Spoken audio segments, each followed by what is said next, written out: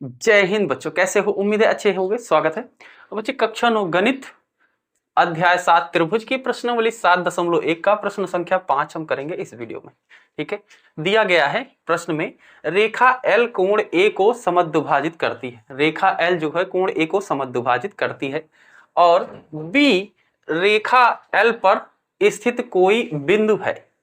ठीक है बच्चे, यहां पे देखो डायग्राम नीचे दिया गया है। ठीक है, रेखा L कोण A को समद्विभाजित करे, मतलब ये जो रेखा आ रही है इस पूरे कोण को समद्विभाजित कर रही है। इसका क्या मतलब है? दो बराबर भागों में बांट दे रही है, यानी कि ये जितना कोण होगा उतना ही ये होगा।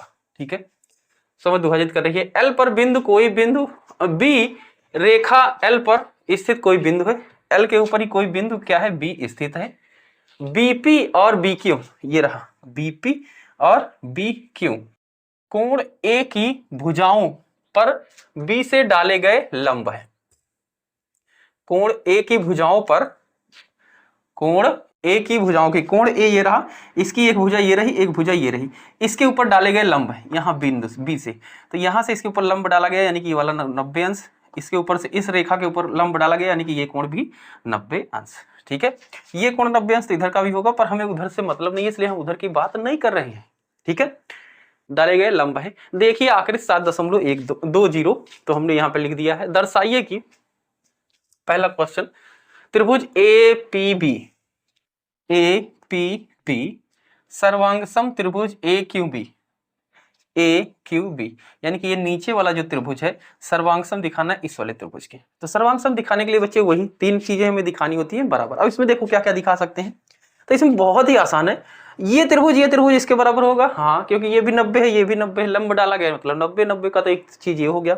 दूसरी चीज, ये कोण इसके बराबर होगा। क्यों होगा? क्योंकि L जो रेखा है वो A को समद्विभाजित कर रही है। समद्विभाजित को मतलब दो बराबर भागों में बांट रही है, तो ये भी इसके बराबर हो गया। दो चीजें हो गई। तीसरी चीज क्या बच्चे, ये जो बीच वाली भुजा है AB, ये क्या इस वाले त्रिभुज में भी है, इस वाले त्रिभुज में ये भी बराबर है। हो गई तीन चीज और ये आराम से हो जाएगा। ठीक है, देखो लिखेंगे कैसे, इसका हम पहला पार्ट करें उसका हल। तो सबसे पहले बच्चे हमें बताना होता है किसके बारे में बात हो रही है।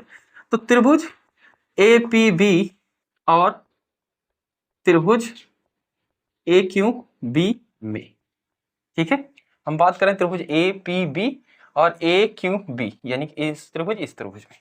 ठीक है, सबसे पहले हम बताएंगे ये कोण इसके बराबर। ठीक है, तो हम इसको कोण को क्या बोल सकते हैं? AQB। ठीक है, कोण AQB बराबर कोण APB। ठीक है, और ये क्यों बराबर है? क्योंकि बच्चे ये क्या है? लंबवत है, या फिर सीधा लिख दो समकोण है, क्योंकि 90 अंश है भाई, दोनों समकोण है तो बराबर ही होगा। या फिर ये भी लिख सकते हो B बिंदु से रेखा पर डाला गया लंब है इसलिए बराबर है। तो कुछ भी लिख सकते हो, सीधा समकोण लिख दिया, समकोण मतलब 90 अंश। ठीक है, समकोण है, लिखने को आप जो भी रीजन देना चाहते हो दे सकते हो। अच्छा, दूसरी चीज, ये वाला कोण इसके बराबर कैसे लिखेंगे? PAB, यानी कि ये वाला कोण सिर्फ इतना। ठीक है, PAB कोण PAB बराबर कोण किसके? QAB। ठीक है, किस लिए बराबर है? क्योंकि रेखा L द्वारा A पर डाला गया समद्विभाजित कर रहा है। रेखा L कोण A को समद्विभाजित कर रहा है, समद्विभाजित करता। ठीक है, समद्विभाजित करता है इसलिए। ठीक है, इतना हमने लिख दिया, इसका भी काम हो गया। ठीक है, इसके बाद बच्चे ये बीच वाली भुजा AB, तो AB इस वाले त्रिभुज में भी है और इस वाले त्रिभुज में भी है। ठीक है, इस त्रिभुज के अंदर, इस त्रिभुज के अंदर। और ये क्या है बच्चे? उभयनिष्ठ है, उभयनिष्ठ भुजा है। ठीक है, उभयनिष्ठ है, उभयनिष्ठ चीजें बराबर होती हैं। ठीक है, तो हमने तीनों चीजें हमने दिखा दी। अभी किस नियम से सर्वांग सम सिद्ध हो रहा है? तो बच्चे ध्यान से देखो, इसके अंदर हमने एक भुजा और ये वाला कोण और ये वाला कोण लिया है। ठीक है, तो ये कौन से नियम होगा? AAS। ठीक है, क्यों होगा? क्योंकि अगर कोई कोण होता है तो उसी के बीच वाली अगर भुजा, जैसे ये वाला कोण ये वाला होगा, ये वाली भुजा भी बराबर सिद्ध होती है, तो इसको AS से बोलते। ठीक है, और अगर एक कोण है उसके सामने इधर वाली भुजा बराबर सिद्ध होती है तो उसको क्या बोलते हैं, एस। और जब इस तरीके से हो, एक भुजा बराबर हो, ये वाला कोण और ये वाला कोण सब किसी से लिंक ना हो, तो उसको एस बोलते हैं। ठीक है,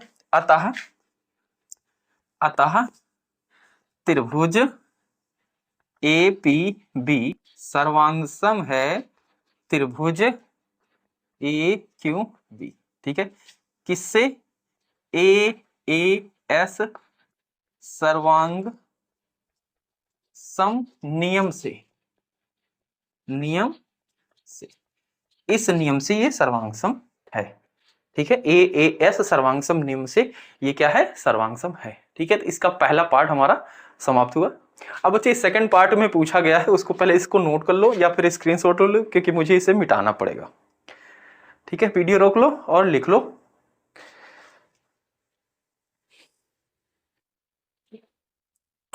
लिख लिया होगा। ठीक है, अब मैं इसको मिटा रहा हूं इसका सेकंड पार्ट करने के लिए।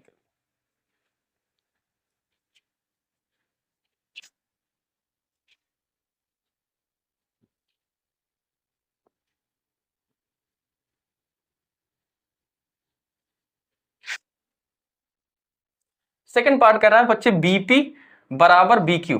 ठीक है, अच्छा बच्चे पहले पार्ट में ये त्रिभुज सर्वांगसम सिद्ध हो गए हैं। ठीक है, कौन कौन सा? ए पी बी सर्वांगसम सिद्ध हो गया है त्रिभुज ए क्यू बी। ठीक है, अब सेकंड पार्ट इसका है बीपी बराबर बीक्यू। तो बच्चे देखो यहाँ पे बीपी यहां से इधर आ रही है। ठीक है, यहां से बीक्यू। ठीक है, ये क्या बच्चे, सर्वांगसम त्रिभुज की संगत भुजाएं हैं वो भी बराबर होंगी। ठीक है, तो इसका हल क्या लिखेंगे, सेकंड वाले का हम हल लिख रहे हैं। ठीक है, बीपी बराबर बीक्यू क्यों है, क्योंकि सर्वांग सम त्रिभुज की संगत भुजा है, संगत भुजा है। अब बच्चे जब कोई दो त्रिभुज सर्वांगसम सिद्ध हो जाए तो उनकी संगत भुजाएं वो भी बराबर होती है। ठीक है, तो ये है। और उसमें पूछ रहा है अर्थात बिंदु बी कोण ए की भुजाओं पर समदूरस्थ है, समान दूरी पर है। बिंदु बी कोणों की भुजाओं से समान दूरी पर है। हाँ बच्चे, बिंदु बी क्या है, जब दोनों बराबर है यानी कि समान दूरी पे ही है। ठीक है, तो इसी में आगे ये लिख देंगे बिंदु अतः बिंदु बी कोणों की